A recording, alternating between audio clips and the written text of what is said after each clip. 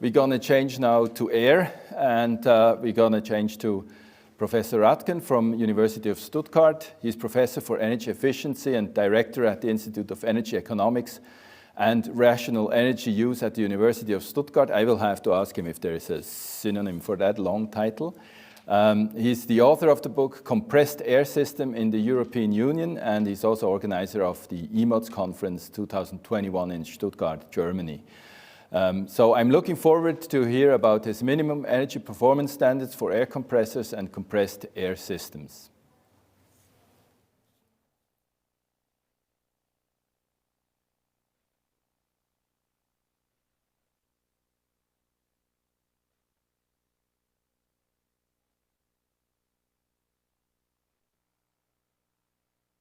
Here, we're trying to fix that as fast as possible.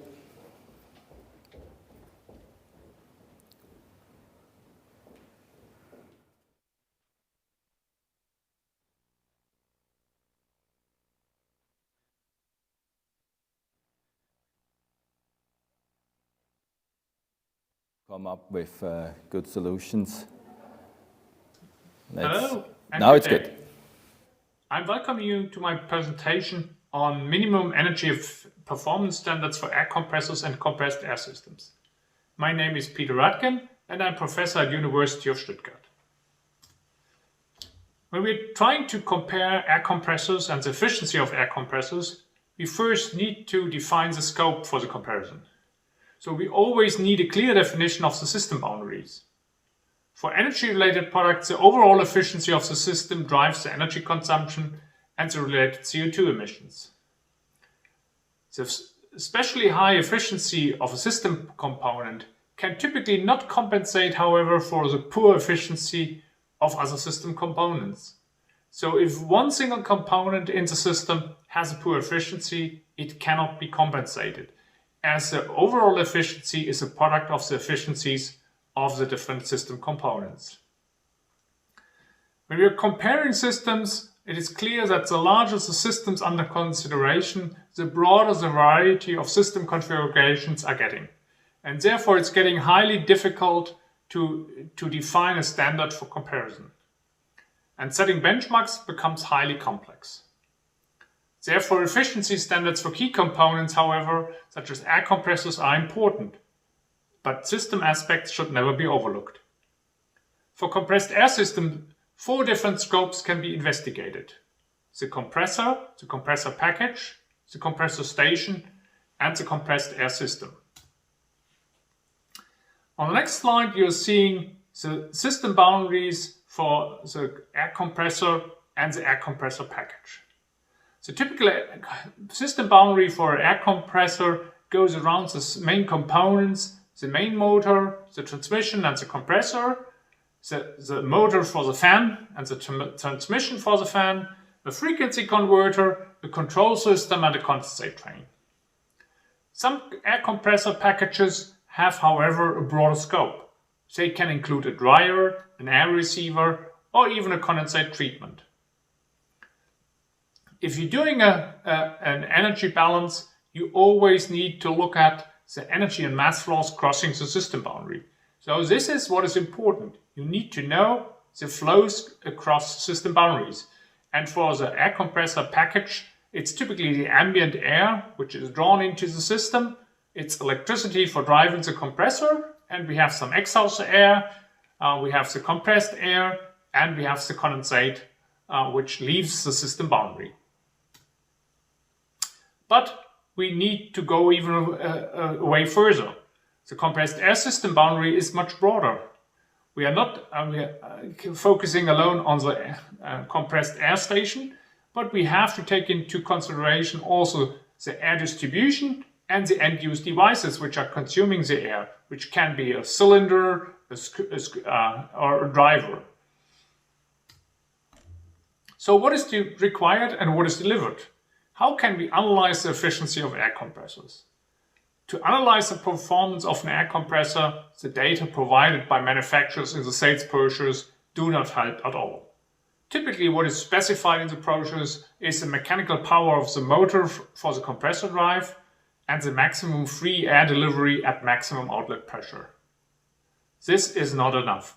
What is typically missing in the brochure is the specific power consumption according to ISO 1217 at different pressures, and for frequency controlled compressors, the specific power consumption according to ISO 1217 at different pressures and free air deliveries.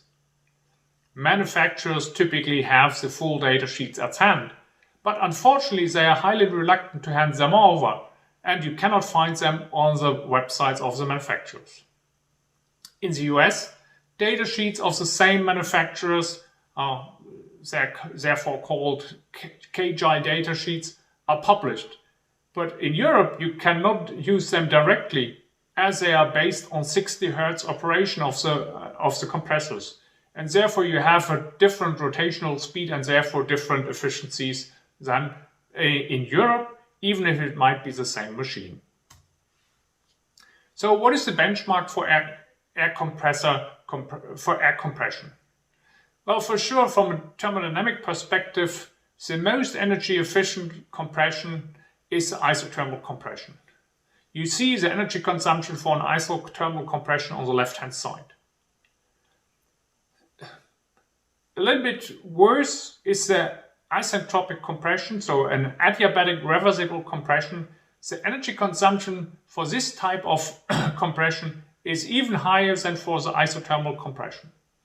But in reality, the real energy consumption is even higher than the isentropic efficiency.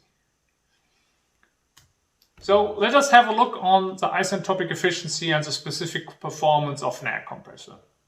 What you see in this chart is the black area which gives the numbers which are thermodynamically impossible. So you cannot build a compressor which is operating in this area. You might even not find an ideal isothermal compression, so you will be above. And you see also the line for an adiabatic reversible, so isentropic compression. Your real compressor will typically operate in the green or yellow area. And you see the lines for an isentropic efficiency of 80% or 60%. For sure, you see that the specific performance for the compressor is dependent on the pressure ratio. So as higher the pressure ratio, as higher the specific performance is getting. The specific performance is typically given in kilowatt per cubic meter in a minute. The advantage of the specific performance is that you can easily convert them to energy consumption of a compressor. So the specific performance of 6 kilowatt is equal to the specific energy consumption of 0.1 kilowatt hours per cubic meter. So what is the difference and what are the advantages of the different key measures, isentropic efficiency or specific power consumption, for calculating the energy efficiency of a compressor? For the isentropic efficiency, the big advantage is that it is a dimensionless number and there is no need for a unit conversion. Also, the value range is clear, as the value for the isentropic efficiency is always between 0 and 100%. And efficiencies are often used with energy technologies. Therefore, energy engineers know well how to deal with energy efficiencies. On the other hand, the big advantage of the specific power consumption is that it is enabling the easy calculation of the energy consumption and the costs related with the operation of the compressor. It highlights also the importance of pressure reductions and pressure losses in the system, and it is an already well-established performance indicator. So if we're looking on the isentropic efficiency and we want to favor it, the question is it is sufficient to specify the isentropic efficiency at a single pressure to select the most efficient air compressor. Now let us have a look at the charts. In the left-hand chart you see the isentropic efficiency of oil-free and oil-injected screw compressors. What you can see, the red dots are the oil-injected screw compressors. They have typically a higher isentropic efficiency than the oil-free screw compressors. This is linked to the temperature increase during the compression. What you have seen in the diagram is that an isothermal compression delivers the lowest specific power consumption or the highest isentropic efficiency. So an oil-injected screw compressor comes much closer to an isothermal compression than an oil-free screw compressor, and therefore the oil-injected screw compressor typically performs better. In the right half you see of the slide, you see the isentropic efficiency dependent on the motor power. So you have the blue dots for the smaller motors, powers of below 45 kilowatt, and the red dots are the nominal motor powers above 90 kilowatts.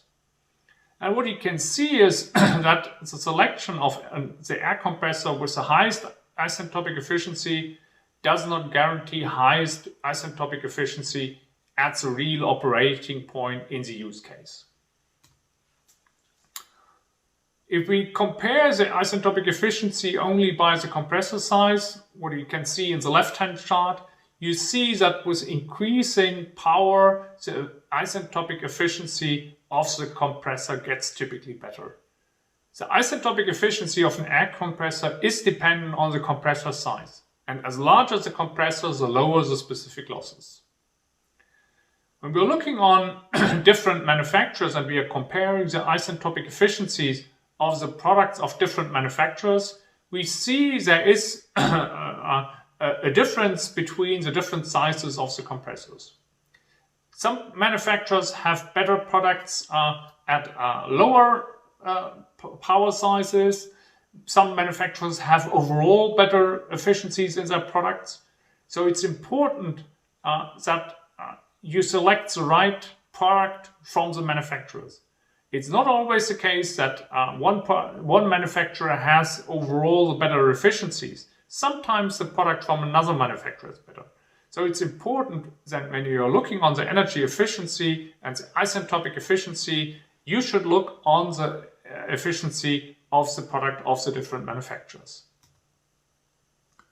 When we're comparing the specific input power and the isentropic efficiency of a variable frequency drive compressor, we see it at different operating pressures. And we see that the isentropic efficiency is changing depending on the pressure between 54 and 62%.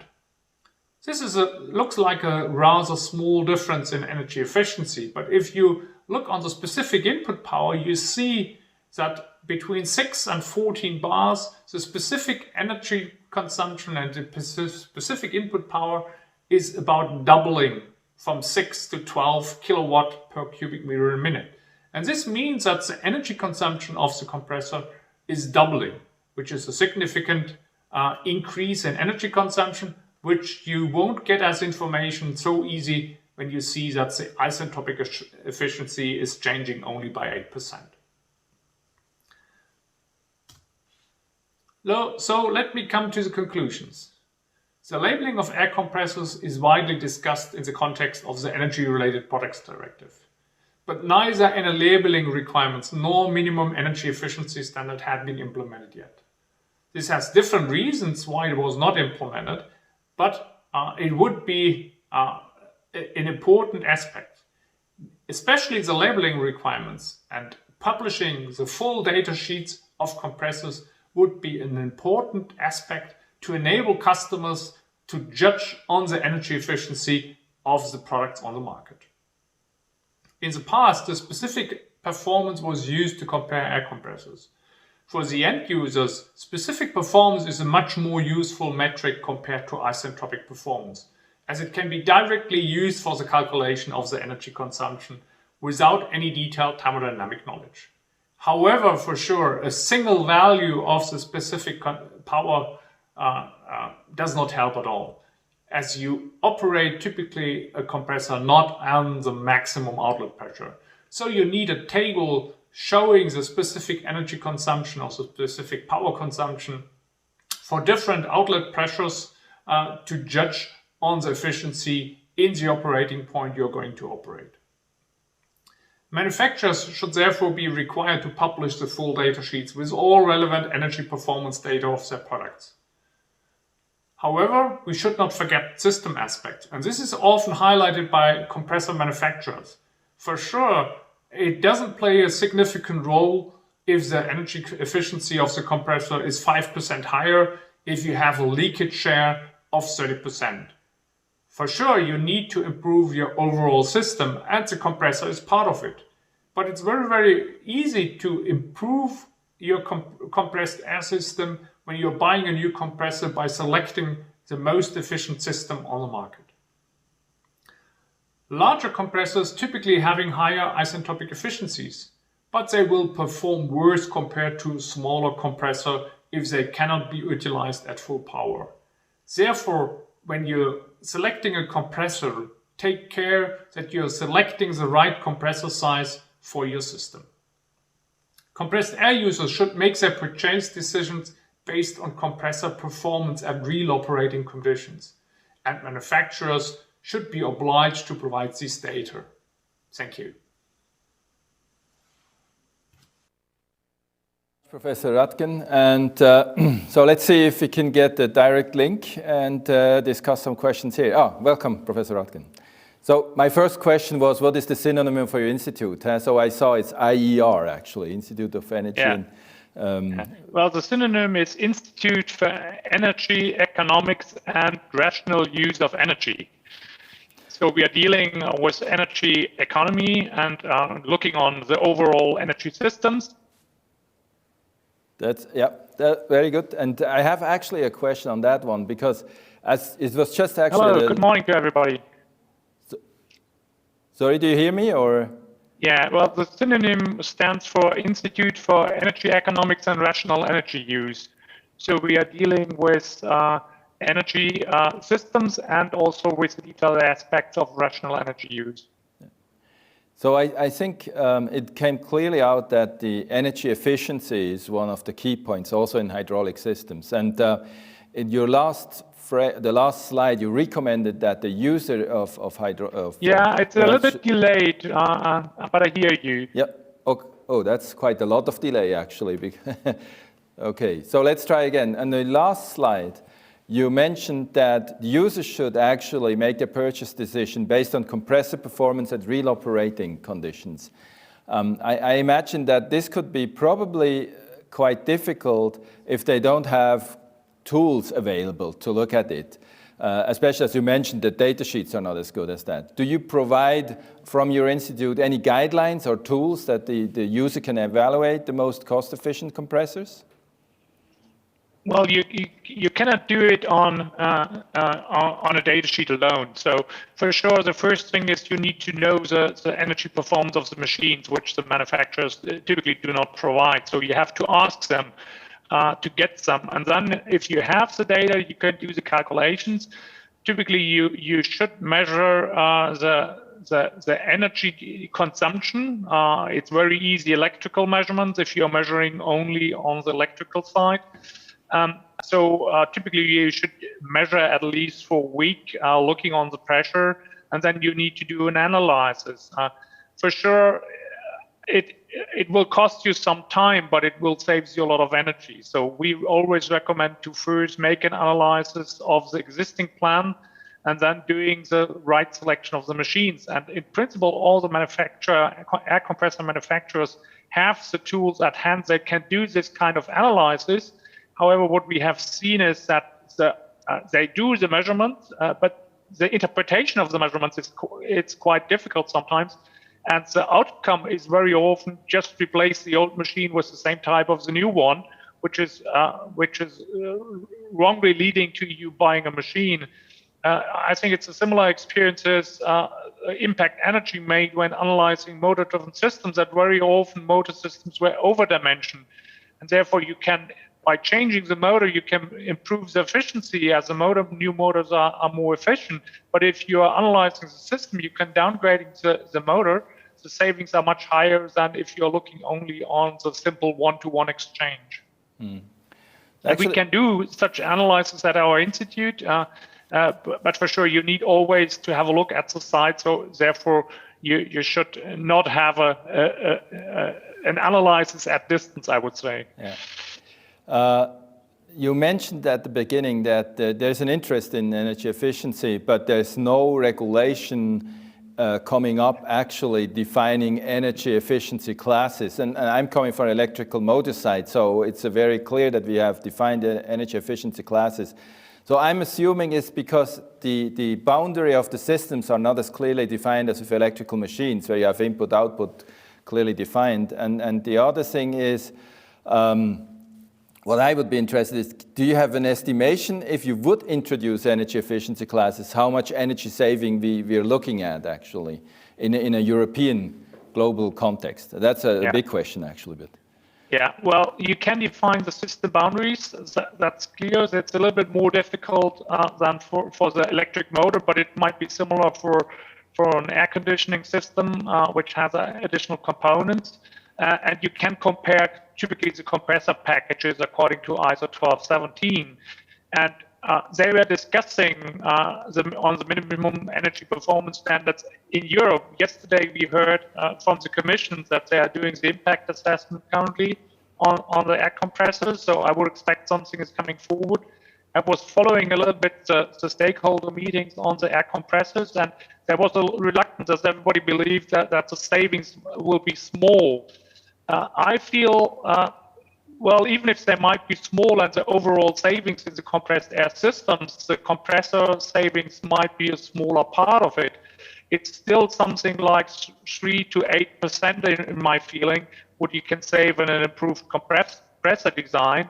And we already see it that as they are coming forward using IE4 motors rather than IE2 or IE3 motors, the efficiency of the products are improving, and I hope that the Commission will finally come to the conclusion that it will not add any additional cost introducing minimum energy performance standards for air compressors, but it will save quite a lot of energy. And for sure, it might help to get the sensitivity of people using compressed air on the importance.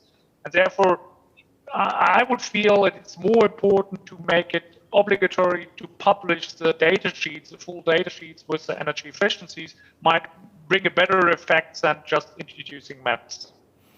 Okay, thank you very much. That's a very clear answer, and especially it was also direct an answer to the question of Simone Marchesi, who was actually putting exactly the question on when do we expect official minimum efficiency performance standards in the future. And I think that's a good opportunity to close and say thank you for your presentation, and I hope you will enjoy the rest of our program. Thank you very much. Yeah, thank you very much, and I hope all those following the Motor Summit will use the chance. You have seen the booth with the EMODS conference, which will take place in 2021 in Stuttgart. So I'm looking forward to see you all, hopefully personally, not in a virtual conference, but in a real meeting on motor systems in Stuttgart. And therefore, thanks very much, and see you in Stuttgart. See you. Thank you very much. I actually took note that I want to see that if we can go personally to Stuttgart. Thank you very much.